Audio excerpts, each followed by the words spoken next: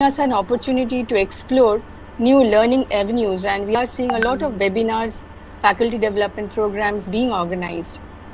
We have with us our very own student, Orijit Mukherjee. I'm so thankful, so happy, and extremely proud to have you as a speaker of this session from Department BP Poddar Institute of Management and Technology.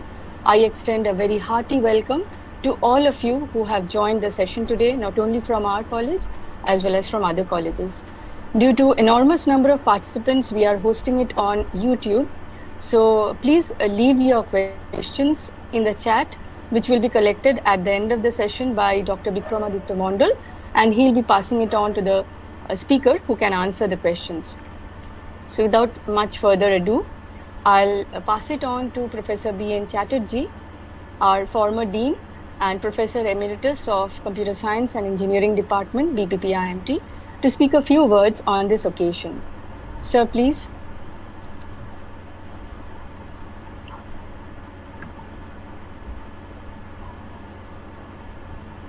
Yes, Professor Ananya Kanjilal, Head of the Department of Computer Science and Engineering, BP Poddar Institute of Management Technology.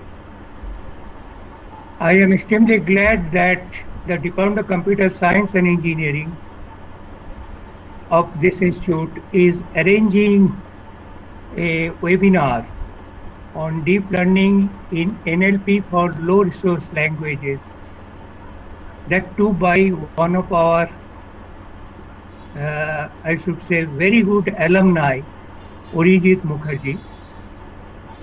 I am sure he will be introduced by one of the students of the institute very soon. So I welcome Orijit for presenting this webinar today. This is a very important area of learning as well as for research, that is NLP, Natural Language Processing.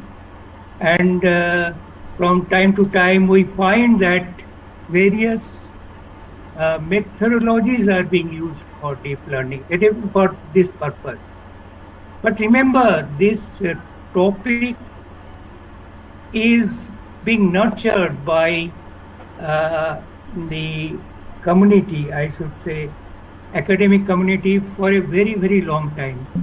As far as I understand, since 1950, the work is going on in natural language processing. It started with human nature of working with computer in natural mode of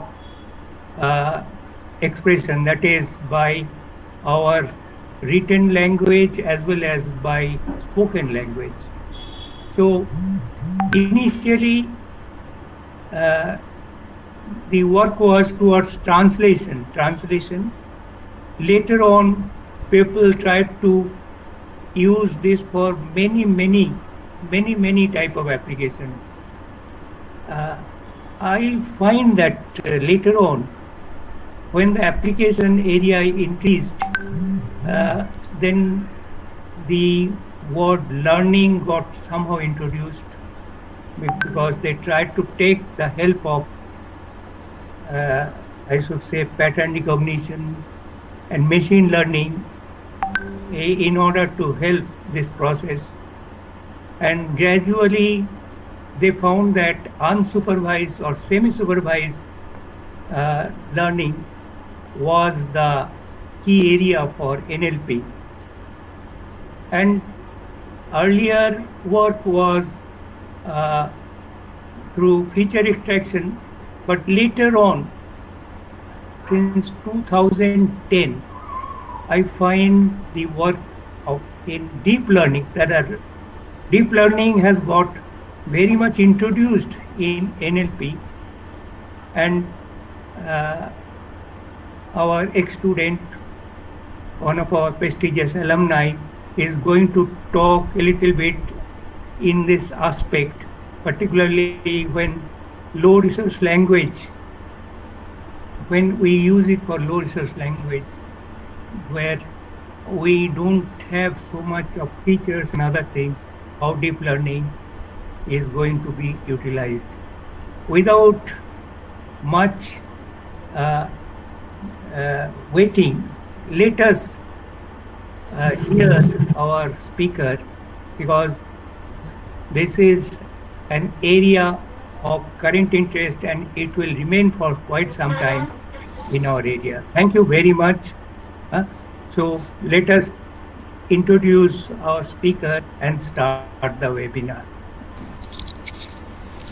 Thank you so much, sir, for laying the background for the talk. I request Sharoni to kindly give a brief introduction and we can go over to the talk directly. Thank you, ma'am. Good evening, everyone present here. Right now, I would like to welcome our speaker for today, Mr. Arijit Mukherjee, on board. Arijit Mukherjee is a pass out of the class of 2016 CSC Department BPPIMT. His final year project under Professor Suprabhat Maiti was based on human-computer interaction with hand gestures. He went on to work at Cognizant in analytics and information management as a Node.js developer, building minimum viable products for clients using IBM Watson in image, NLP, and speech domains. After that, he pursued his MTech from IIT Bombay in 2017. He has worked under Professor Preeti Jyoti and Professor Pushpak Bhattacharya on automatic question generation, question answering, and cross-lingual learning for resource languages.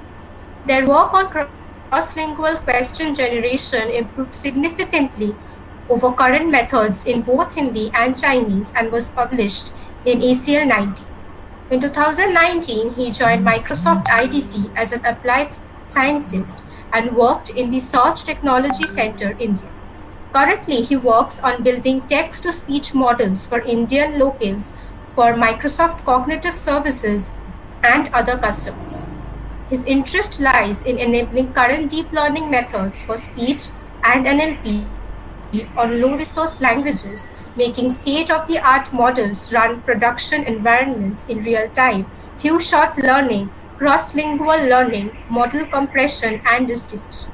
Arijit Mukherjee, thank you for joining us today for this webinar. Thanks for the long introduction. So I will start now. So basically, Arijit, actually Principal Ma'am has joined with our webinar, and may I ask Madam please say about something about this webinar. Okay.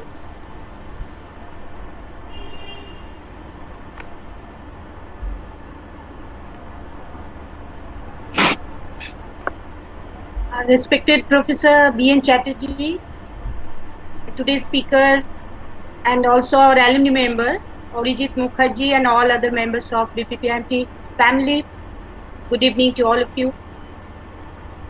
I welcome you all to this session on deep learning for NLP and speech for low resource languages. I'd like to express my sincere thanks to Arijit Mukherjee, who is presently working as data and applied scientist in Microsoft, as already mentioned by Sharoni. Thanks to the coordinators for organizing this session, which surely will provide the flavor of industry and also will enlighten us about the recent trends in this domain. Thank you. Thank you so much, ma'am. Arijit, over to you, please. Yes. Thank you for the long introduction. Yeah, so I will start now. So before I start, I will let you guys know that there is a delay for around like 20-30 seconds till I say to the streaming. So like if you ask something in the chat, I won't be able to get it at that current moment. I think there is someone's mic on.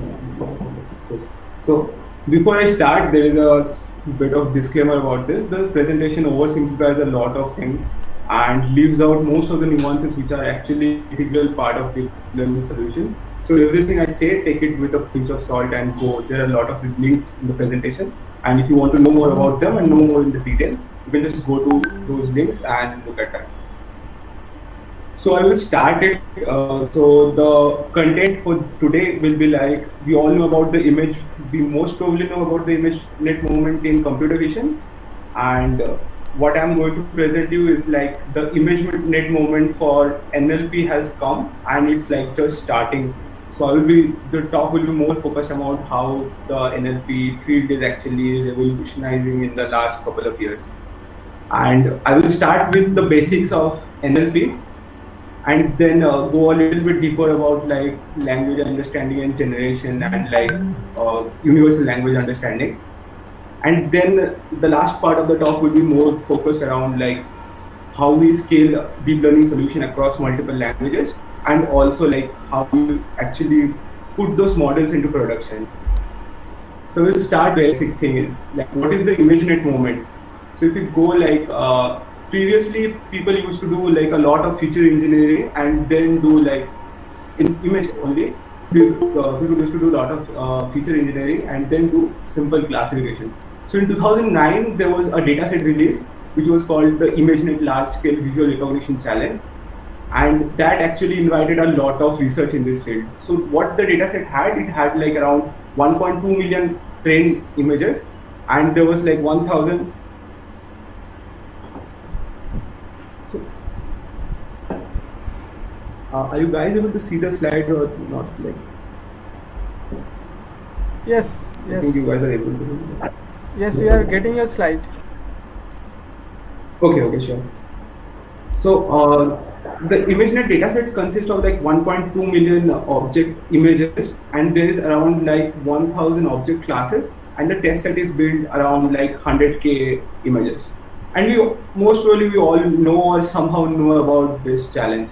So something happened over this challenge, and as you see over the like year 2012, something changed and there was a drastic jump. Why this drastic jump came? Because someone thought that deep neural networks, which were actually discarded around like 6-7 years back, that it won't be possible, it won't be feasible. Someone implemented that and presented that for the challenge, and they got like around 9% absolute jump in the accuracy. And that was like what we know as the ImageNet moment, and like everything changed after that. Deep learning AI became like a buzzword after that. Orijit, just an interruption. I think, as you mentioned, there is a delay. So Yes. the slide which you are explaining, it is not yet there on the YouTube. Okay, Oh. so probably you can linger more and continue. Yeah. Okay.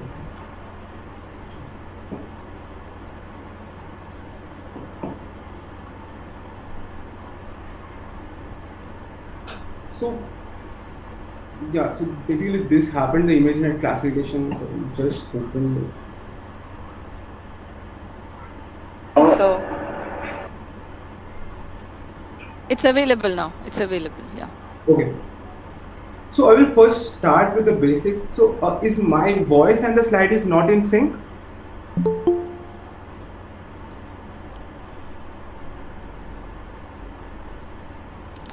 Voice is coming, but the slide is coming with a delay. Okay, so Okay. maybe you can have an introduction slide by the time the slide comes. Okay. Yeah. Okay, cool.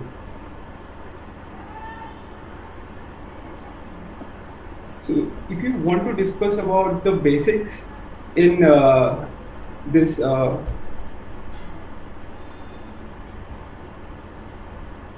so it's how ML works. So basically you have like a data like this, and you want to classify like what will probability that someone is like a COVID positive or COVID negative. So how you do that is basically like the first step is like pre-processing. You pre-process that data, do some normalization on top of that, and do some encoding on the final levels. So suppose like here you encode true as 1 and false as 0.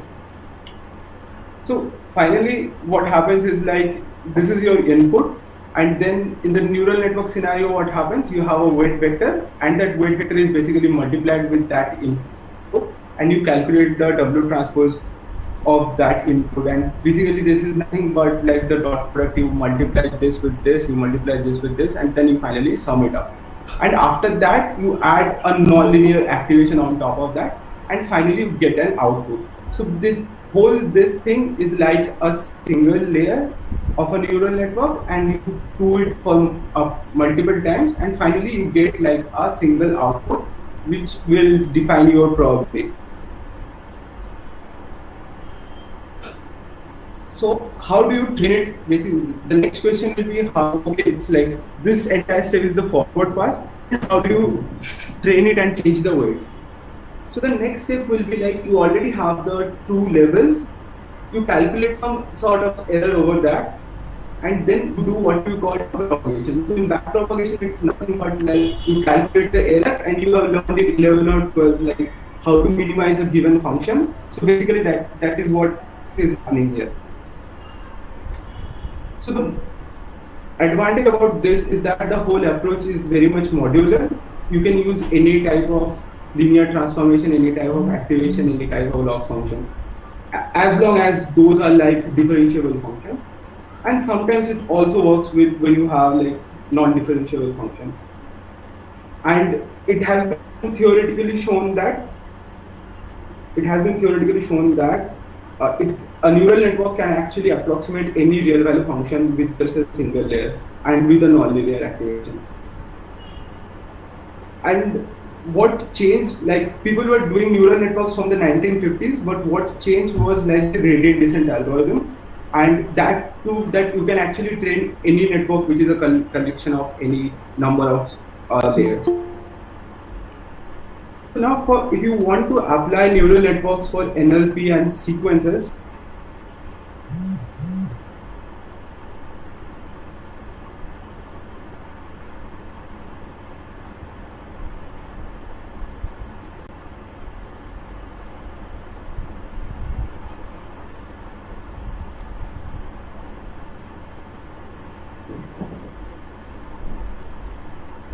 so if you want to apply neural networks for sequences, what happens is like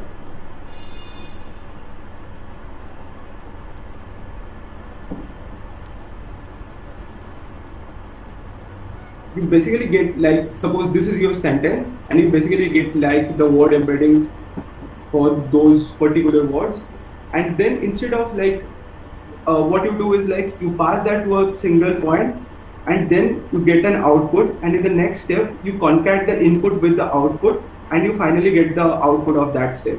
And this is basically represented by a recurrence relation, which is this recurrence relation here. And this whole thing is called the recurrent neural network. And this actually idea looks good in paper, but when you want to implement it, when you want to put it into some real use, this does not work much. There are a lot of difficulties in implementing this. So people actually try a better version of it, which is called the LSTM. And LSTM actually resolves a lot of issues that the recurrent neural network have. Now basically another part of this thing is like the sequence to sequence learning for NLP. So someone is asking about GRU, but I will skip that, and like there is a lot of links in the article in the slide. You can actually go and read about GRU if you are interested about it. So for sequence to sequence learning, it's basically like the translation problem. Suppose you have a sentence which is in English and you want to translate it into Bengali. And then how you do it, basically in this, you basically encode it with an RNN. And then after that, you get a final representation of the whole sentence using this. And after that, you use another RNN to decode the target sequence, which is in this case, the Bengali translation of the English sentence. So people tried that, and it actually broke the translation metrics in all the papers published before that, and it showed a significant improvement over the previous metric. And now this idea is inherently somewhat flawed because you are only representing the whole sequence with just a single vector or just a single parameter. So what people tried that was something called attention. So instead of passing just the whole encoded sequence, you can pass like multiple variants of it, and you basically attained that with respect to what you are decoding, what step you are in that particular step, and then you generate those sequence. So this mechanism is called attention, and it is very highly used in NLP. If you want to read more about attention and sequence to sequence, you can go to the links, those are in the slide.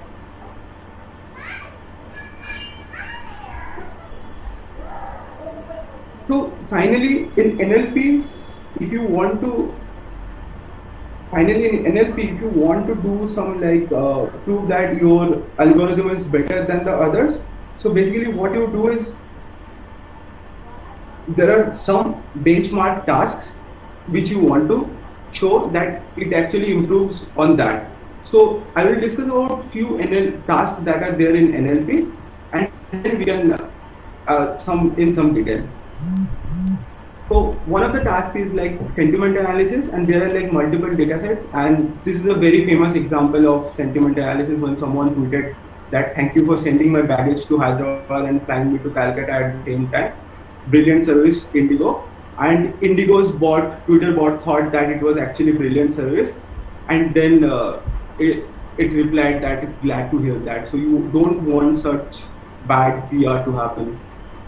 The next thing will be named entity recognition. In named entity recognition, suppose there is a sentence, BPPMT is located in Kolkata, is a college under West Bengal University of Technology, and then you want to represent what exactly which of those are entities and which of those are what type of entity. So here BPPMT, Kolkata and the West Bengal University of Technology are entities.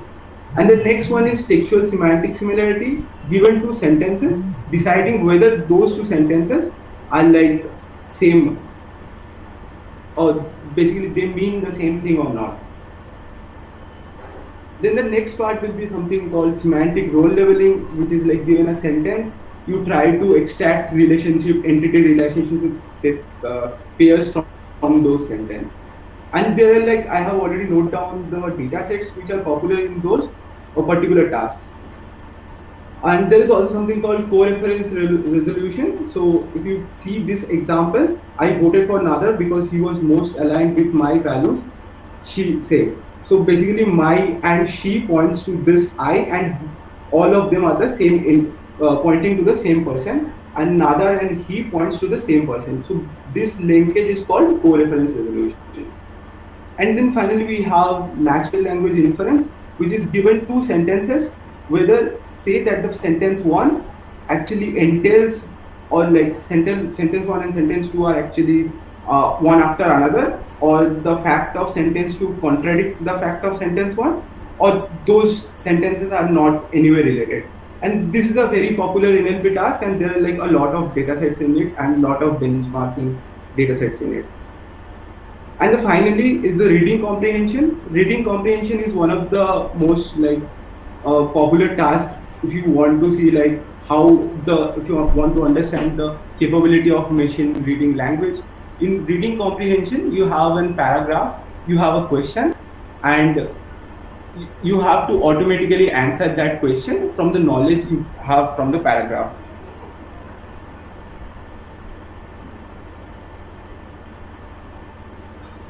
So next we will come like, so these are some of the benchmark data sets on NLP, and what people tried to do before like 2018 was like every one of them had their own state-of-the-art paper and have their own research team working on this. In 2018, people started to come out like, can we actually train a single model? Can we actually train a single model which can do all of the stuffs at once? So people started with like, this was a benchmark paper from Parallel NLP. If you know that organization, it's a very good organization for AI research and NLP. And they published this paper called Language Modeling with Elmo. So the cartoon character that you are seeing in the top of the screen is actually that character, which is named Elmo, and the paper is actually named after that cartoon character.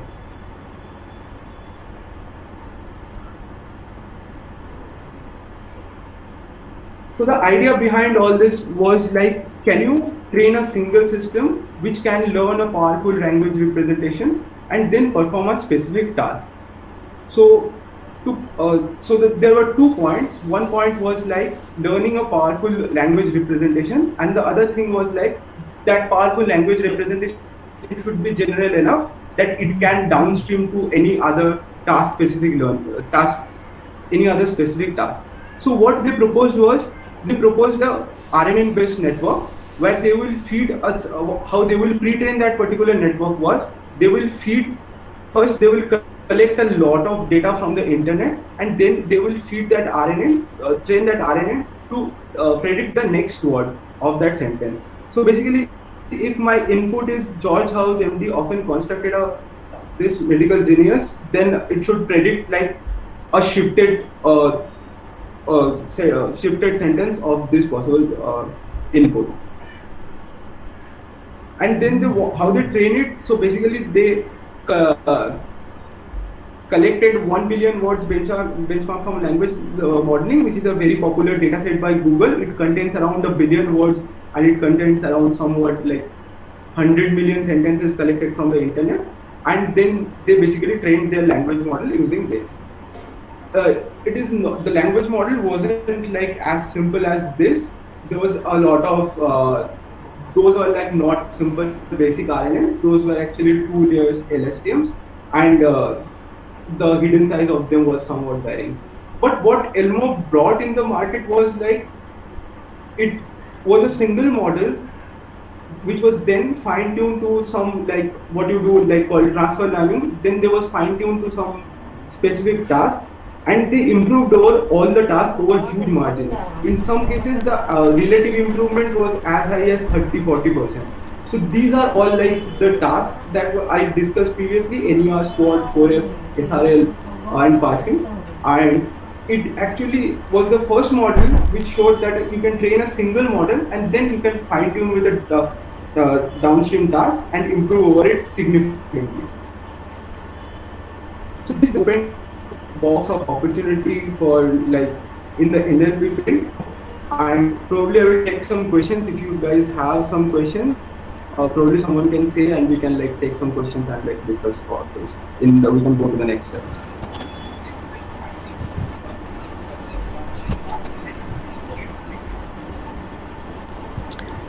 I can see one. Bikram, can you take up the questions? Yes, one question that has been asked, how to maintain a structure, is it necessary? That has been asked by Swagato.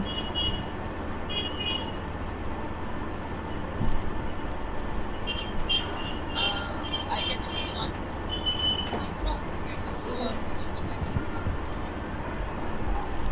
Yes, one question. I'm not aware about that. Maybe we can mute your mic. Otherwise, there will be a lot of people.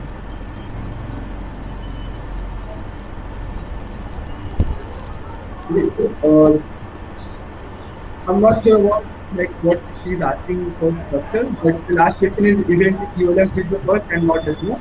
Yes, ULM fit was the first, but like Elmo was like it was very typically easy to explain, so that's why I chose Elmo, not ULM fit to start it.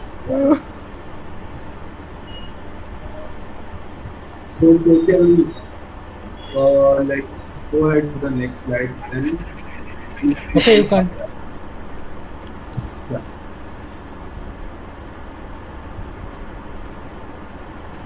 Okay. So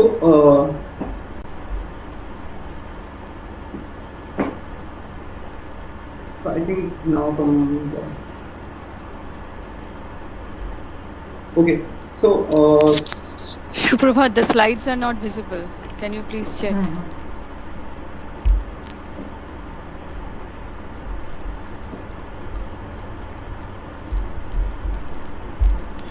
Or is it present your slide? I mean, yes. I have already presenting. Yeah, now this is coming. Coming up? Yes, coming.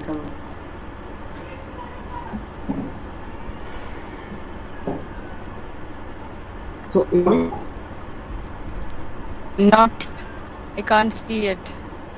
I'm sure the participants are not able to see. Okay.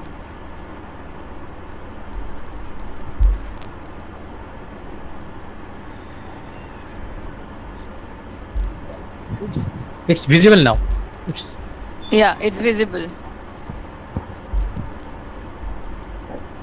I can't see. It is only Janhavi Datta is coming. Yeah, so I think now the slides are visible now, so I can continue with it. So like there is a lot of delay with, and probably the audio and the slides are not in sync, so I'm like a bit getting tricky. So okay, so I will start from here.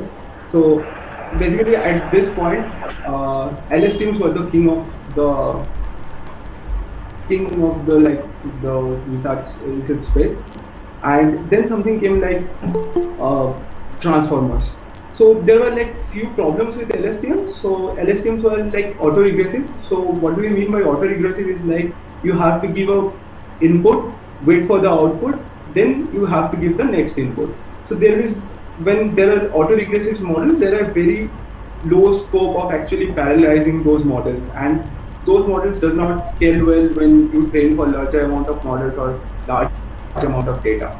And also LSTM suffers from something called like longer dependencies. It does not do well with longer dependencies. Longer dependencies in the meaning is like it does not do well when the sentence length is like really long and like it's like 50-60 words. It does not do well. So at this point something came called the transformers, and there was a benchmark paper like capstone paper or whatever you call it. All attention is all you need. This came from the Google Brain team, and it took like everyone by storm, and it completely changed the NLP scenario for the next couple of years. So what exactly is transformers? So the left thing you see is what we call the transformer model, and it is nothing but like a sequence to sequence model where there is an encoder and there is a decoder, and instead of recurrence relations and all that, those are like all fully connected layers. So if you just simply tell it, it's like there is no recurrent relations among that. And this is how the transformer looks. And it's okay if you don't understand it. So when my professor gave this paper and I read about it, and I was like, what the hell is happening? And there's no way you can understand it in a single time. So I will just explain a very simple thing about this mechanism, which is called the self-attention. So this paper proposed something called self-attention, and that is one of the most fundamental thing to understand for this transformer model. And another thing was like this model proposed a non-autoregressive way of encoding sequences, and also this model, due to its non-recurrent structure, it actually have a better convergence than other models. So to give you an insight on how it is important for the self-attention to have, so suppose you have an input sentence which is, I tell like, I arrived at the bank after crossing the river, and then bank can be a bank where you get money, or it can be a bank of a river. So this is one of the main problems that have been troubling the NLP researchers for long, how you differentiate based on the context. So the meaning of bank will be highly dependent on whatever you are talking about in that particular sentence. So they try to solve this using self-attention. So we will look into what exactly is self-attention. So basically, suppose you have a sentence called I love to play cricket, and how you represent that using a transformer network. So first you will get some word embeddings for each word, and then you will basically multiply those, do a dot product of those word embeddings and get a representation of that. Dot product is nothing but like this expression. It's like very simplified in the right part of this thing. And then what you do is like you do a softmax over this. So if I want to simply tell what softmax is, so given this dot product representations, you basically do an exponential of them and then average out them over all the values, all the possible values, and then you get values which are nothing but probability distributions like of thing, such that all these things adds up to 1. So now these things are called attention weights. So basically the intuition behind all this is that this will represent how what I should be represented dependent on the content, on the context of this whole sequence. Then we do like a weighted summation of that, and then we finally get a representation of the word I, and then we do it for all the words. And the best thing about this is that it can actually be highly parallelized, and because all the steps are independent of each other. So to break down the transformer architecture, this is the core concept of the transformer network. And after that, instead of having this, you have like h number of attention, self-attention networks, and you call them each an attention heads. And then after that, you get this modules, and then you basically repeat this after like any number of steps, and you get like transformer networks are generally like 8 to 10 layers. Yeah, so basically that's the idea behind this. You can easily implement the dot product using matrix multiplication. So that's why it is very much faster than the previous recurrent ones, because when you can implement this as a matrix multiplication, you can actually do it in a parallelized manner. So now at this moment, so we had attention, we had this transformer paper, and the NLP community was like really how to do it as batches. So yeah, basically you can do it as, okay, I can tell you like after that. Okay, I will just take those questions a bit later, because otherwise we will get detached, but I will take this question a bit later. Okay. So the next thing that came in the NLP world, and probably if you have slightly worked with NLP in the last couple of years, or like if you have read about articles, you know this BERT thing, and you have probably come across BERT at any point. So we'll learn about what exactly is this BERT. So basically BERT is nothing like, it proposes a similar methodology like ELMO. And the first step is like, you first do a unsupervised pre-training on a very large text corpus, and then after that, if you get that model, you can take that model and take the weights and apply it for your specific task, which can be like sentiment analysis, which can be question answering, which can be constituency parsing, or anything like that. So you can easily do that, and that basically opens up a huge lot of opportunity for small scale NLP practitioners. So we will see how BERT is trained. So BERT have two pre-training objectives, and one of them is like, the first one is the mask language modeling. So in mask language modeling, you have an input. Suppose the input is like deep learning solved language by dash mask machines. So what you do is like, you first randomly mask some words. So if you see here, these two words are randomly masked from the input. And then you also add some location, some feature which actually indicates what location that word is coming in the sentence. And then you pass it through BERT and try to pass it through this like 12 layers transformer with 768 hidden cells. And then you try to predict those words which were actually masked in the previous, in the input. And this is how you train it. And it is actually trained on a really huge corpus and takes a whole lot of time. We'll come into that part later. But mask language modeling is one of the training strategies, and the next training strategy is next sentence prediction. So in next sentence prediction, basically you pass two sentences as input to the transformer model. Suppose it's like, I love cricket, and the second sentence is like, Virat is my favorite. And you try to predict whether those two sentences are actually is part sentence B, it's part B sentence next of part A sentence, and then you try to classify on that. So doing that, it actually makes the transformer understand context, sequentiality, and a lot of long-term dependencies are much better. And you can easily train on those because you don't need any parallel corpus. The whole internet is basically can be used for training. So there are a lot of questions coming. Okay, I think I will take it like in the next question break, and probably will answer a few of them.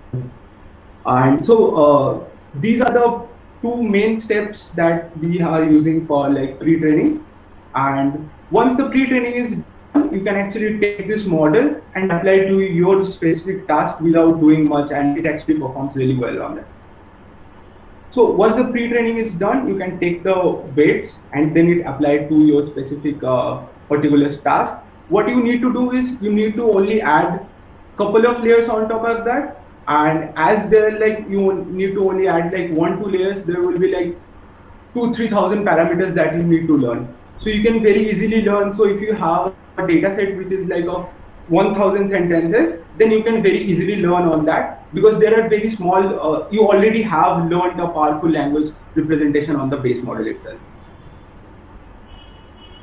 So they have trained it around with 3.3 billion words, and what BERT did was like BERT set another benchmark on this, and it almost like break all the records in all the tasks that we actually track for NLP progress, and it improved over like improved over a lot. So we basically give BERT a big credit, but there is one particular group which is a lot like not credited that much for this thing. That was like the OpenAI group, which built the GPT. So the BERT and OpenAI group GPT, the GPT did not show that much improvement compared to BERT, and the GPT basically had a few things lagging, which BERT then added and got like a huge improvement, like in some cases like 10%, 12% absolute improvement on multiple tasks. So now we are like in the next part, and we will take few questions. So I think there are a lot of questions here. I will try to take few questions from here directly. Analysis overcome challenges like detecting negative arguments. So for like sentiment analysis, there is actually dedicated teams that work on sarcasm detection, and that example I gave was like more of like a sarcasm, and there are teams dedicated working who work on sarcasm detection, and it's like a very tough problem to detect whether that sentence is actually a sarcasm or like a truth type of sentence. It does fixing same words. So I will skip that question from Sagoto, like minivat solution to the dot product thing. I will tell you later, and you can sit with me offline about that, and I can show you that. Does fixing the same words to same attention places always work? If not, how is this managed? Okay, so basically you don't have like same weights for all attention. All the attention heads have like different type of attentions. All the attention weights have like different parameters. So basically all of them will learn a different thing about attending. What is the best way according to you to put a limitation posed by sequence self-attention models like what? So in cases where documents are long. So basically what people do with BERT in cases of like when the documents is really long, so basically they will pick a segment which is like the max sequence length of BERT, and then they pass it through BERT, and then they pick the next overlapping segment of that sentence, of that document, and then pass it, and then finally do some averaging on top of that. And there is like a lot of things, even in Squad also, in the paper also they said that they did a similar type of thing. Document. Is masking better than dropout? So in transformer, in the sense of transformer, masking is very different. So in masking, what it says is like in masking, what it says like you give a particular mask, and that attention won't be provided if the mask value is 0 to those particular inputs, and the attention will be provided to those values which have 1. In dropout, dropout is like a bit different idea than that, and it more acts like a regularizer than like masking. Masking is like something which is fixed and which is not learned, and dropout is also something which is not learned. But those two serve a different purpose. So I will go to the next part now. So yeah. So basically, we have come to a point in NLP where we actually can see that the machine is performing much better than human. So these are two benchmark tasks, in NLP which are tracked. And as you can see, like in the glue benchmark, human is right now at 13, and there are like 12 better models than that.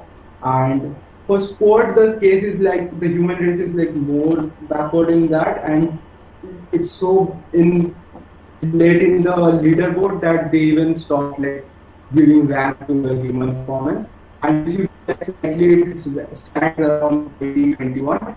And Squad 2.0 was designed to be tougher than Squad 2.0, Squad 1.1. So it was broken in like 3-4 months. Some papers got to broke the human performance level on this thing. So like these two specific tasks, not a specific task, it's a collection of multiple tasks, while Squad is like the question answering task, and humans, both of them, human performance have been killed by machines by a little margin. So the next part is like models with billion parameters. So if you see, like this is where Elmo started around 2018, and this is where GPT started. Now, like the best model is like the largest model was released in January this year, and that model have like around 17 billion parameters. So you can't imagine what exactly 17 billion parameters. I can also imagine like what exactly is 17 billion parameter. So yeah. So by looking at those tables, you might feel that actually language is what else is remaining in this field. So language is solved, that means. But yeah, not exactly that way. So something works in the research when you tried with simple question which was not part of the domain, it actually gives you very, very, very poor results. So if you want to focus on why language is still not solved, there are a few points. Language is not just English. So whatever these models have proposed, they have proposed for English, they does not work or scale pretty well with other languages other than English. And language is much more than just text. So NLP works mostly in text. There are other dimension of languages, which is conversation, like speech, and those are still yet, machines are not yet there. And it's very compute expensive. So if you go through some blogs and look at the time that it was taken for models to train BERT and these large scale models, that will actually blow your mind. And it's like, if you try to train it with like normal, even the most powerful GPU that is available right now in the market, it will take in a single GPU, it will take around like 4 or 5 years to train that particular model. So still, that means it's totally bound by hardware requirements, and it's not robust enough for all domains. So basically, whatever works in Wikipedia domain, if the training data is from Wikipedia domain, it will not work with when you pass a tweet to that, and it will perform very quick. And one of the main focus that was recently discovered was that these NLP models are much more gender biased and racial bias among these models, and they particularly have this bias from the text that is trained with. And there is an active area of research where people try to remove those gender bias from those models. And also the final point will be explainability. Even if these numbers go over the roof, there is no explainability in this. You can't like really explain what is happening inside like 18 attention heads. So the next part will be focusing on more like how can we scale around languages, and also how it is compute expensive, and how people like you, me can start on this field, and not just big corporations. So this part will be about NLP for low resource languages. So there are a couple of approaches in this part. So basically one part is multitask learning, which is like you don't learn for a single task, you learn for like 2 tasks at once, and then you train your model on that. So if suppose a particular task have a larger data set compared to task A have a larger data set compared to task B, you can train on both of them, and hopefully task B will benefit task A. And there has been a lot of paper in this area which have shown that it actually benefits in most of the cases to train it in a multitask fashion. And then there is few shot learning. Few shot learning is nothing but like suppose you only have like 4 images of a dog. So if you go give a baby 4 images of a dog and then give another 5th image and try to ask them like which species they are and which image it is more close to, human will probably understand, and human will have a better understanding of that. So currently there is an active area of research. If like there is like only 5 images, how can you identify that? So this depends on this few shot learning field, depends on highly superior representation of the input data that you are having, and we will look into few use cases of case studies of that few shot learning. And also another important area is like cross-lingual learning. So basically if you have large data for like English, how Bengali or Hindi, which don't have that much amount of large data, can benefit from English, and vice versa. And also the last part will be unsupervised learning, where for a specific task you don't have like a really big data, but still you want to like, is there an unsupervised way where you can actually train for it and then like do some real task specific fine tuning with very small amount of data and get that similar amount of performance. So we'll be looking into some case studies of that, and we will see like how for each of the case studies how actually the current state is. So for few shot learning, we have taken an example for prototypical network. So I have misspelled that in the slide. Forgive me for that. And so basically the idea of prototypical network is nothing. So suppose you want to do like some classification, and you have a data like this. Each color represents a particular class. Then you pick like 3 random classes from that, 3 random samples from each class from that, from the input. And then you call it as your support set. And then after that, you suppose pass it to our BERT model, considering that our input data is coming from a text domain, and you pass it through BERT, and then you get like some representation of each of those input items. And then finally you have a query set. In query set, you pick another random sample from the input set, and which actually have the class in the support set, and you call this thing a query set, and then you also pass it through the model and get a representation of that. And then after that you do the same dot product kind of thing, and you will get something like this. And here it is not like a simple dot product. Here it is like something will be passed through a network, and it will have some weights to learn some transformation among them. And then you calculate a softmax among that, and you know finally in this input which part of your support set the data is. So you can easily do another set of backpropagation, and then you can train the whole network from here. So what exactly happens with this? The network actually learns much better representation, and it actually learns to distinguish multiple objects, like multiple type of classes in a much better way. So this is like a basic use case of few shot learning, and you can look up into like there is actually I have given links for a meta learning survey where there is a lot of articles about this.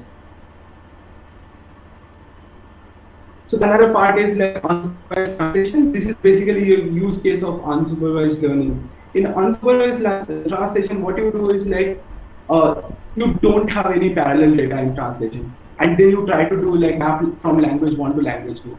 So suppose if I give you an example like today's weather is very nice, and someone wants to translate that Bengali. আজকের weather খুব সুন্দর, আজকের আবহাওয়া খুব সুন্দর। And then what you do is like if you have a large amount of data of these kind of pairs in English and Bengali, what you will do is you will train a sequence to sequence model on this, and you can hope that it will come around a good accuracy or something. You will get some good numbers. But English and Bengali don't have that much amount of data. So what you should do in that case? In that case, there was a simple method that was proposed by a group from Facebook research, and what they suggested was like, suppose you have a lot of English data, you have a lot of Bengali data, you can collect it from any source in the internet. What you do is like you train encoder and decoder architecture, and then you try to generate the same sentence from this, encode the same sentence and decode the same sentence out of that. And you do it for the same way for Bengali also. You have a Bengali specific encoder and a Bengali specific decoder, and do a sequence to sequence model for that. And if you see, there is actually a pattern emerging. What if you can connect this thing to this? What if you can connect the English decoder to the Bangla, English encoder to the Bangla decoder? Then you can actually translate English to Bengali. So what they suggested was, this won't be possible because it will have learned very different representation. So what they suggested was sharing some amount of layers among the English and Bengali model. So I'm sorry if this audio is like cutting. So I will try to like go a bit slow and then see. It will have a shared some sort of sharing between those two models. And once the sharing is there, you can easily connect those two, and you can get like some decent amount of translation. So what this showed was like without not a single parallel sentence like this in English and Bengali. They did it for English and German. I think it's a different use case, but still they got some numbers which was like around a decent number. But there was another interesting thing that happened. When they added some amount of parallel corpus with it, that number actually reached the numbers that were actually we were getting using the whole data set, which was around 1 million. So basically they showed that if you do some sort of unsupervised learning in the first step and do fine tuning, you can actually reach the level of accuracy that you will get with like 1 million data points using just 100,000 parallel data. Yeah, so basically one question was like, do NLP and computer vision use similar deep learning techniques to solve most problems? Basically, whatever happened to image 5-6 years back, people take a lot of motivation from that, and a lot of concepts that actually have come from actually computer vision from NLP. And one of them was like this idea of sequence to sequence model was also somewhat coming from there. And finally, after a few iterations, we showed that, okay, with this technique, with very small amount of data, you can actually outperform the best techniques that only use parallel corpus and only use like the best models of that time by like some margin. So yeah, this is actually very much helpful, and you can actually easily train a translation model even if you have a very small amount of data. So then next came like the cross-lingual language representation. BERT actually works pretty well for English, but it does not work much well for other languages. So what we do is like here in BERT, if you instead of feeding just English sentences, what if we start feeding like sentences from all languages? And then suppose this is like, and then it was proposed as multilingual BERT. Then these multilingual BERT actually does not perform much well. So after this, there was another architecture that was proposed, which was called the XLM, which was called Translation Language Modeling. So what they did was they take the same BERT model, and then they pass it like they concatenated two sentences from two different languages, but which meant the same thing, and then they do the same sort of masking in the input. and in the input they mask a word from a particular language, and then they try to predict that particular word on the output. So what they show is like with this thing, you can actually learn a much better cross-lingual representation, and then you can learn a much better cross-lingual representation.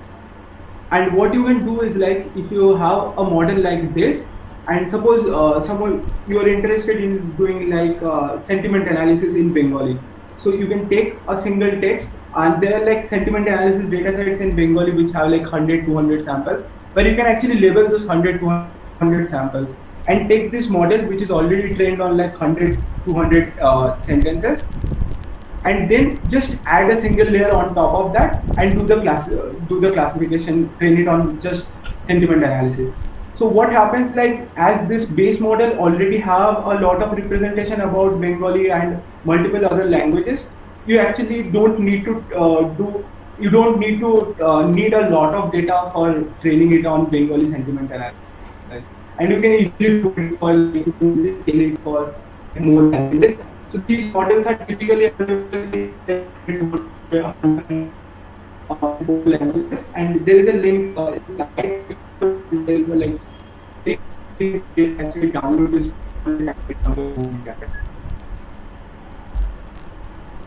So I'll skip this part because so I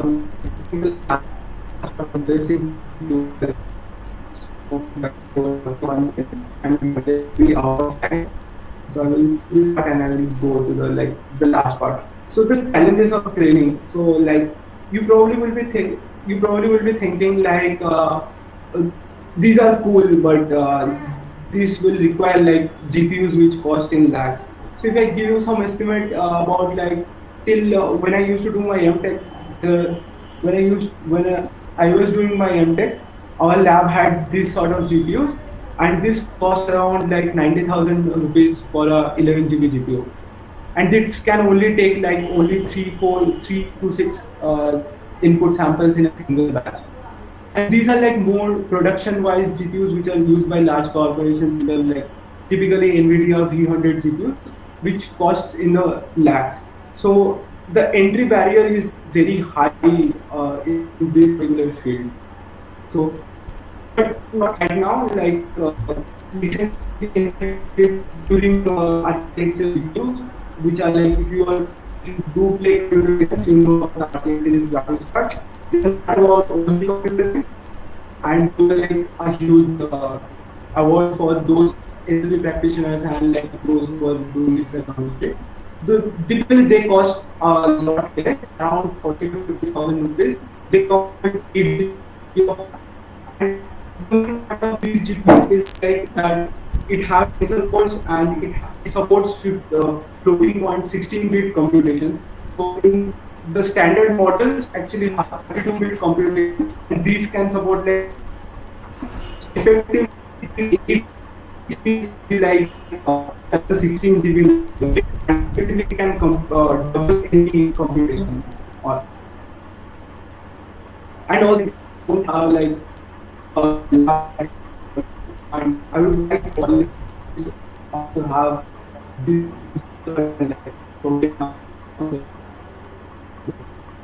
if you use, you can go to Google Colab. Google offers some sort of GPUs, and Azure also offers some GPUs, but Google for Colab will be a GPU for some. You can easily do some practice and you can do things. Or like doing issue with the audio. Okay.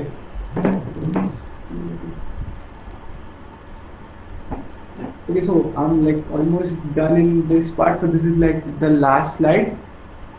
So now these models are like of parameters 150 million. So 150 parameters, and what happens is like typically these models are typically very, very slow when you want to do inferencing on that or run it on a server. So what happens, there were some few strategies which was proposed.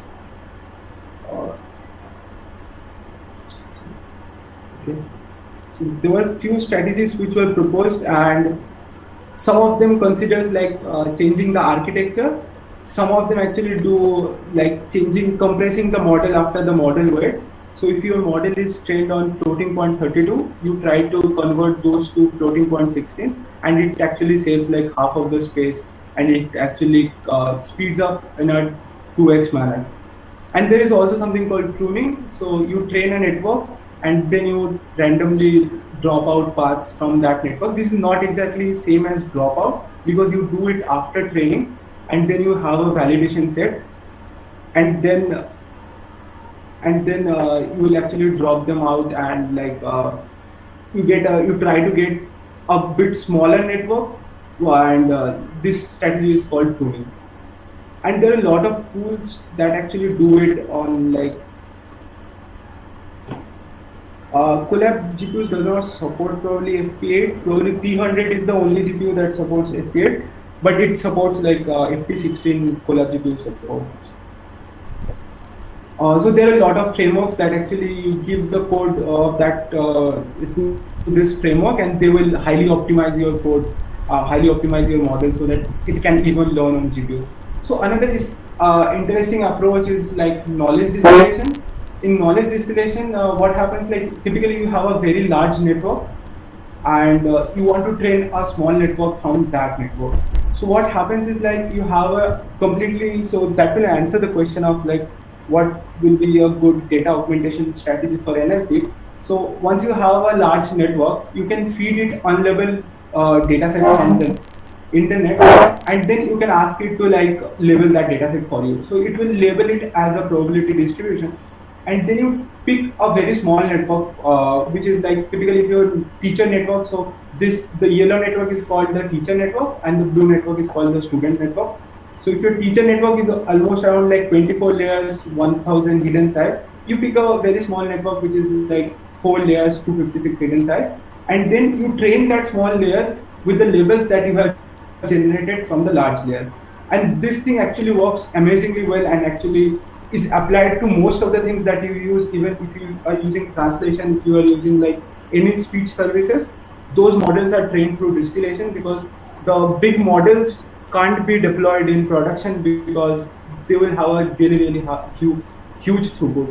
And this was a paper which showed like how to distill BERT and reduce the parameter size effectively by 30% to its 30%.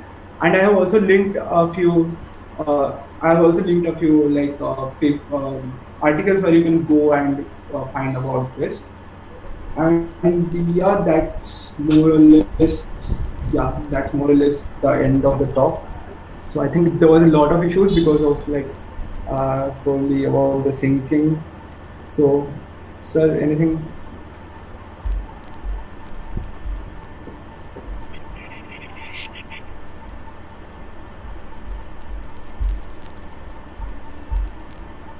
If you guys have any questions, you can like put it in the chat. What there is a real idea of mine, you can ask me there.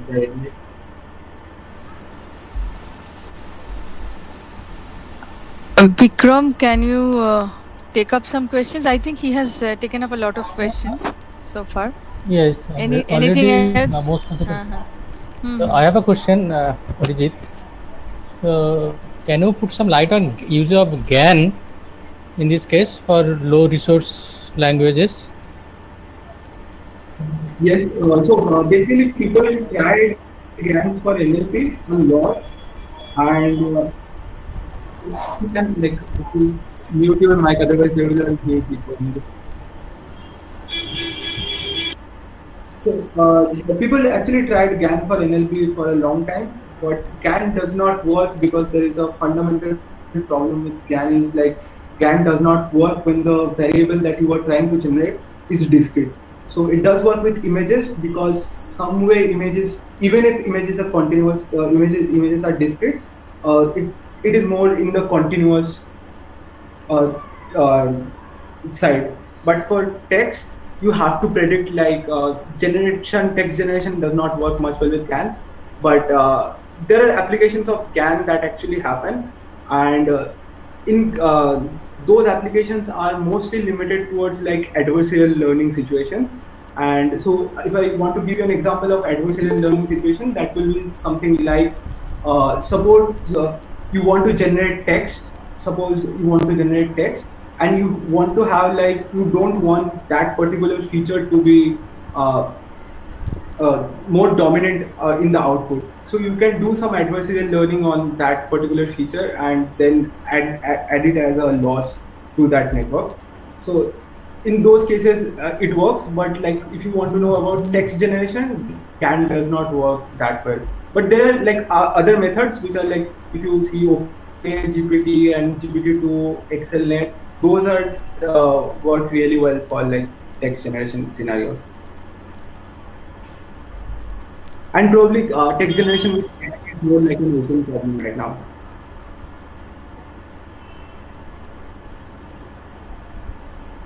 There is a question from Anshuman Swarup Das. He says that, sir, could you please tell how the sentiment analysis can overcome challenges such as detecting negative responses, irony, and sarcasm while implementing NLP with ML? Yeah. For sentiment analysis, there's actually a field for this sarcasm detection. So there are teams who work on sarcasm detection, and even there was a team at the lab that I worked in, IIT Bombay, Secret, and there's also a team in IIT Patna that works on sarcasm detection. So sarcasm detection is like a very challenging problem, and it have a lot of real life applications on it. So yeah, so still sarcasm detection is like a hard problem, and it's not like you can say it's like really solved in that sense. There is another question from Shagata Chatterjee. He says that, is there a robust transfer learning approach for NLP yet? Like for both wiki entries and tweets? Yes, so like if you work with BERT, and there are some new variants of BERT which are like not BERT but like named like XLNet and all those. Those are trained from data from various domains. So that actually works like it actually can transfer. You can do easily transfer learning on that from multiple domains. But still, this is like very challenging for NLP right now, and like it is also kind of similar for images also. But it's like still a very much open problem that if you want to give just any data from any domain, will it work? Probably not. But it will work from like if you do some, if you're clever enough, it will work to some extent. Okay, Arunava De, he asks that, can transliteration be a good problem area for cross-lingual learning? Yes, like there is a lot of thing happening in transliteration, and a lot of them actually use cross-lingual learning. Yes. Then Anshuman Swarup Das, he again asks, sir, do NLP and computer vision use similar deep learning techniques to solve most problems? Yes, so to go like the inherent architectures of these things are more like multiplication and differentiation and just adding. So building blocks for NLP and vision are like same, but you will have different type of things. Like you in the computer vision, you will have convnets. Here you will have like transformers, net, and things like that. But the building blocks for all of them are like same. Okay, so Arijit, can you share the slides later so that we can pass it on to our participants?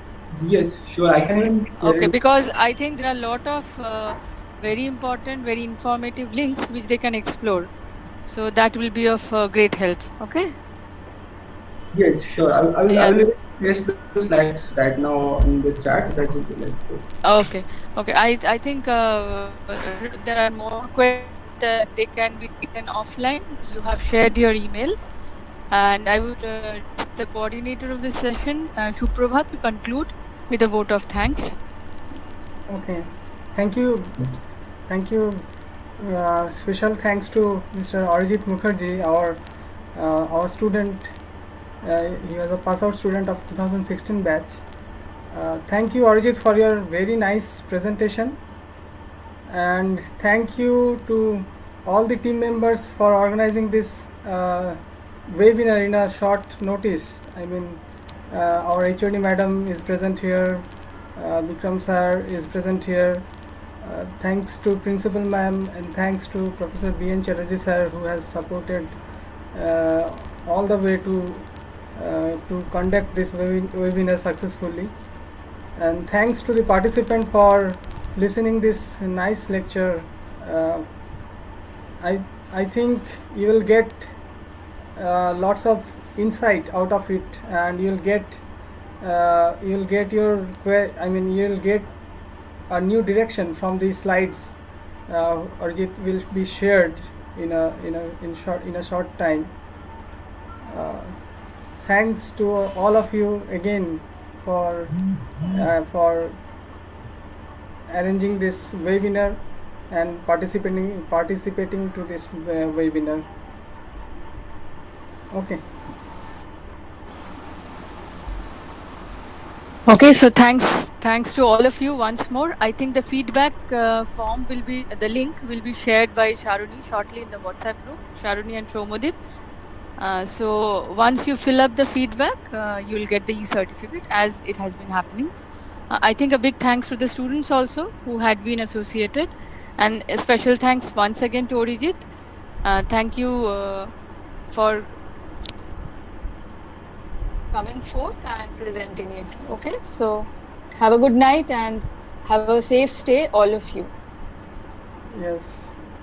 Thank you again. Thank you everyone for listening to it. Yeah. Thank you. Should I end this meeting? Yeah, I think yes, you can conclude. I think the YouTube video would be available. Yes. This video will be automatically recorded and it will be available. Okay, so yeah, it will be available, so one can see the videos and. SRC check sir is back on present the- here. Sir, you want to say something? Left. Okay. I would request Arijit to keep your video on for some time so that the participants can see you. Okay. If it is possible. Yeah, that will be. Yeah. Since we are not holding it on a particular platform, we can't take a photo, but at least your video on, people can see you and they can connect back with you later on. Yeah, sure. So Okay. you can connect to my, I have shared the email, you can connect to that reason.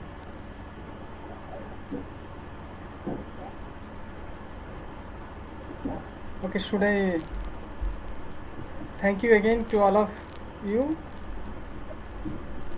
Should I end the meeting? Yeah, sure. Yeah, I was just waiting for Arijit to come on. Okay. Yeah, I turn Yeah. on the camera. Yeah. Okay. So we can. Okay. Thank you everyone. Yeah, thanks and good night. Good night Thanks. Good night. and stay safe.